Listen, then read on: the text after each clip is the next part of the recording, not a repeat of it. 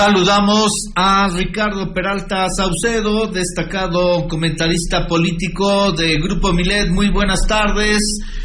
Adelante con el comentario. Muchas gracias, Joel. Muy buenas tardes a todo el auditorio de Super Estéreo Milet. Como siempre y todos los lunes, pues contento de iniciar esta semana.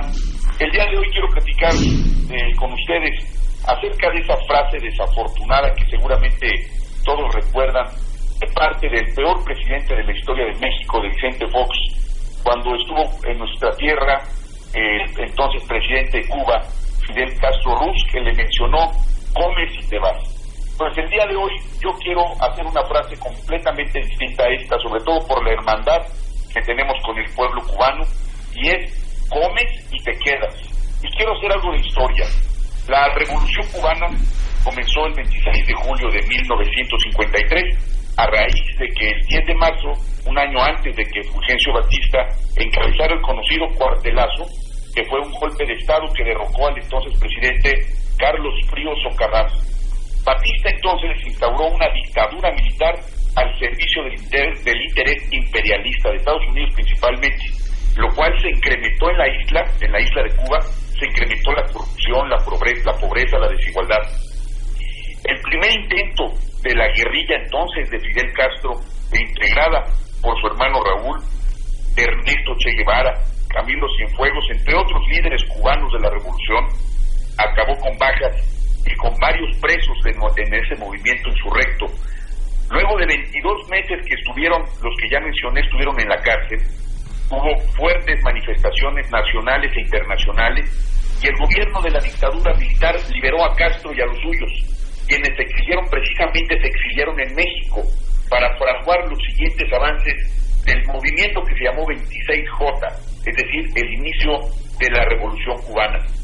Después de casi 6 años de enfrentamientos armados en la isla de Cuba, el 1 de enero de 1959, con el pueblo en las calles, el movimiento 26J tomó La Habana.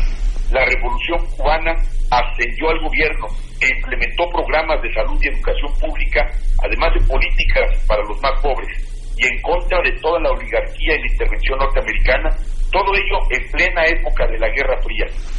En el año 59 las exportaciones y las importaciones de Cuba se hacían con los Estados Unidos, estamos hablando del año de 1959, por lo que todo el bloqueo económico desde entonces y a la fecha, el bloqueo económico y comercial le ha pegado fuertemente a la economía de Cuba. Fue entonces con la antigua Unión de Repúblicas Soviéticas Socialistas lo que mantuvo a flote las políticas del gobierno cubano hasta, por supuesto, la caída del muro de Berlín, es decir, cuando acabó la Guerra Fría. Años después, y ahora vamos a hablar de Venezuela, en el año de 1989 sucedió lo que se llamó el Caracazo, que fue una represión a las protestas que se dieron tras el anuncio de la implementación de políticas económicas neoliberales en el gobierno del entonces presidente de Venezuela, Carlos Andrés Pérez, quien había sido electo un año antes. Esas protestas continuaron y después, en 1980 y 1998, Hugo Chávez gana las elecciones, dando comienzo a una nueva época en ese país, la llamada Revolución Bolivariana, repitiendo en 3 ocasiones dicho triunfo electoral de manera aplastante. El gobierno chavista, para millones de venezolanos, representó avances económicos y sociales, principalmente de bienestar en ese país. En 2002, la pobreza en Venezuela representaba el 46%. 8 años después, en el año 2010, se había reducido el 27%. En materia educativa, entre los años 2000 y 2005, el número de analfabetos en el país, en Venezuela, superaba el millón. En 2013, según la UNESCO, el índice de analfabetismo en Venezuela era solamente del 5%. Aquí viene la reflexión, después de esta parte histórica. Cuando los gobiernos están al servicio del pueblo, la derecha latinoamericana se vale de cualquier cosa y de ocurrencia, como salen del closet ahora que estuvieron aquí los del partido Vox y el partido del PAN, son la extrema derecha, para intentar acabar con esos gobiernos que ayudan a los que más necesitan. Aparecen personajes como Guaidó en Venezuela, quien se autoproclamó presidente encargado de Venezuela para hacerse sentir como líder de la oposición. Son tan ridículos, amigos, son tan ridículos como Ricardo Anaya o Gilberto Lozano, son idénticos, simplemente que no tienen ideología, son merolicos que no tienen discursos, son discursos huecos. Como ustedes saben, este fin de semana se celebró la 6ª cumbre de la Comunidad de Estados Latinoamericanos y Caribeños, que fue presidida por nuestro país, por México. En ella se sentaron las bases para un nuevo periodo en nuestro continente americano. Un posicionamiento conjunto de rechazo al bloqueo a Cuba, un plan para la autosuficiencia sanitaria, la constitución de la Agencia Latinoamericana y Caribeña del Espacio y de un fondo regional contra el cambio climático. Esto es el banderazo de salida en esta nueva etapa latinoamericana.